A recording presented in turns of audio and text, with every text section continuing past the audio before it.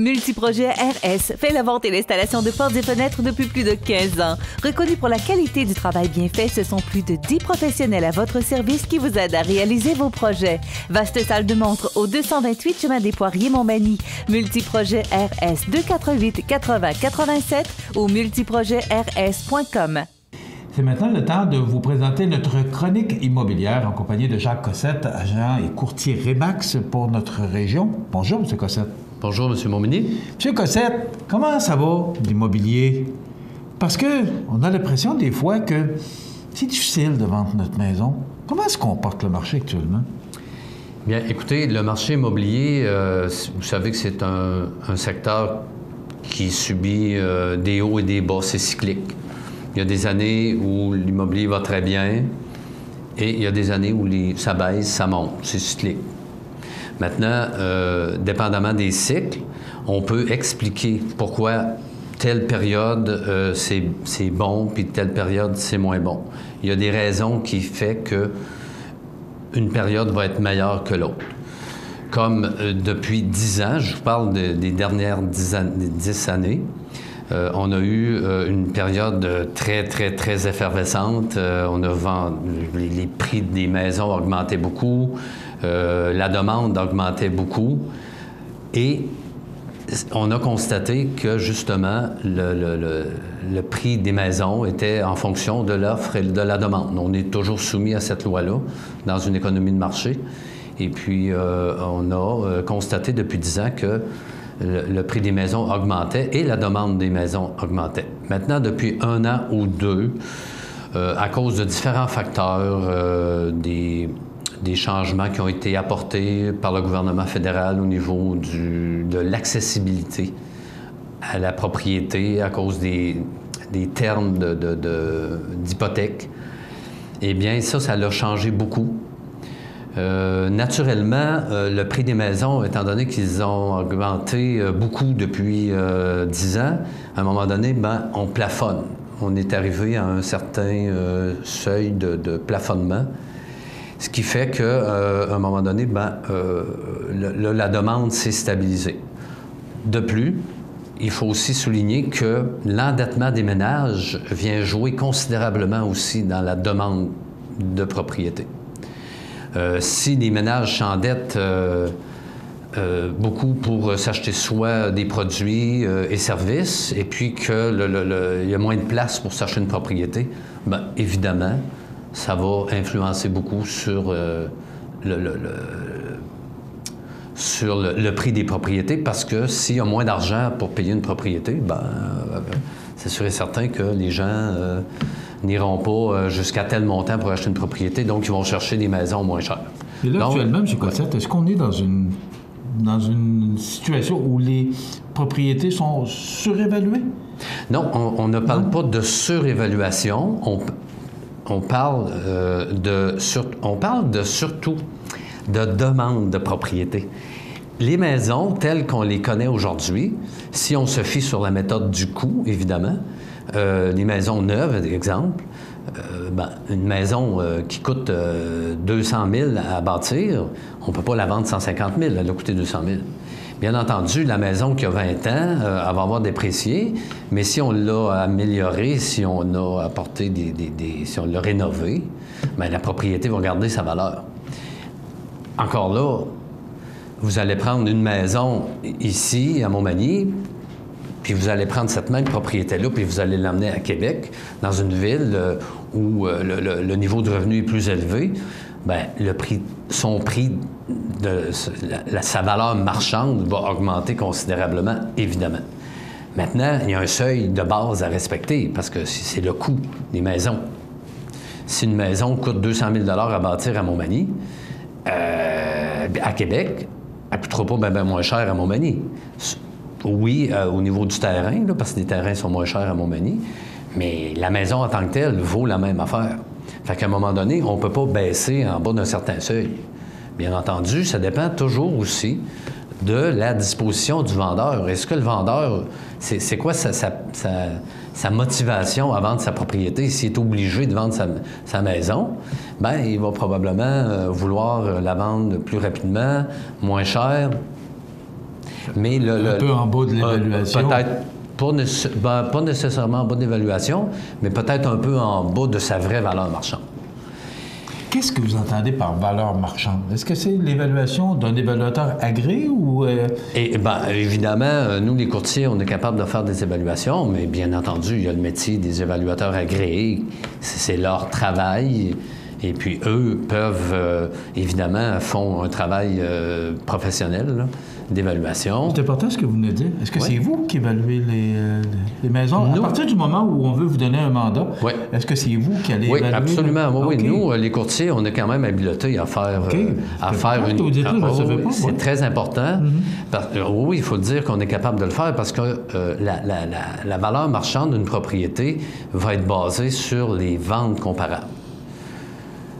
Si dans un secteur donné, une maison de tel type, de tel âge, dans tel état, c'est vendu 200 000 $, bien, si on évalue une maison dans le même secteur, bien, on va dire, bien, cette maison-là, ce type de maison-là, va se vendre 200 000 $. Si toutes les autres comparables se sont vendues à 150, bien, ça va être 150. Comprenez-vous? Fait que la valeur marchande d'une propriété, c'est toujours en fonction des ventes qui ont été faites dans le secteur dans les 10-12 derniers mois. Est-ce que c'est une période propice à vendre actuellement? Quelqu'un là, qui est en décision, ne sait pas trop quoi faire, des projets, est-ce qu'on est dans une bonne période pour vendre une propriété? Bien, vendre sa propriété, à moins de vouloir spéculer, vendre sa propriété, ça reste un projet qui est comme, je dirais, absolu. On veut vendre sa maison parce qu'on veut déménager, on veut en acheter une plus petite, on veut en acheter une plus grande, c'est ça, on veut changer de secteur. On n'a comme pas le choix, il faut la vendre. Tu sais, c'est comme impératif, il faut vendre la propriété. Fait qu'à ce moment-là, si vraiment on est obligé de vendre la propriété, bien, on est soumis aux lois du marché. Ça, c'est sûr. Ça, c'est certain.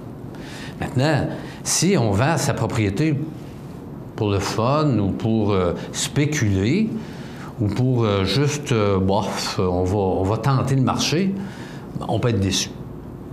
Maintenant, comment on se situe dans le marché, ça, c'est une autre histoire, évidemment. Si moi, j'ai une propriété qui n'est pas demandée, admettons, je ne sais pas, moi, l'acheteur qui se promène ne veut pas de propriété qui est située, admettons, à côté d'une usine. OK? Qui, admettons, il y a 40-50 ans, c'était très apprécié parce que les gens se disaient « Ah, j'habite à côté de mon travail, je vais travailler à pied. » Pas d'auto. Pas d'auto. Ils économisaient. Ils économisaient du temps, de l'essence, etc.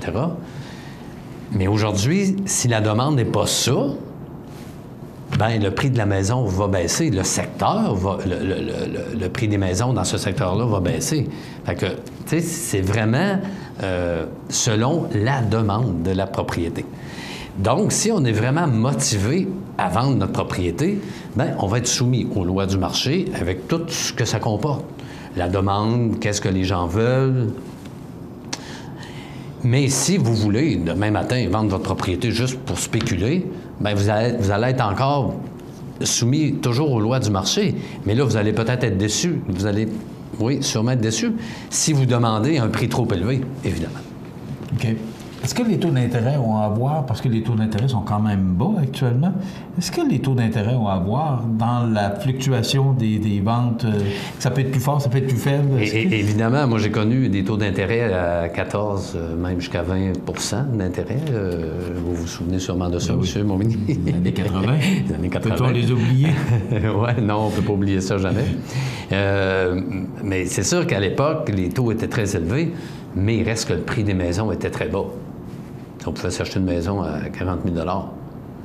Maintenant, les maisons, aujourd'hui, valent 200 250 000 $, mais les taux sont tellement bas, on peut négocier des hypothèques à 2,5, 2,40 même, 2,38.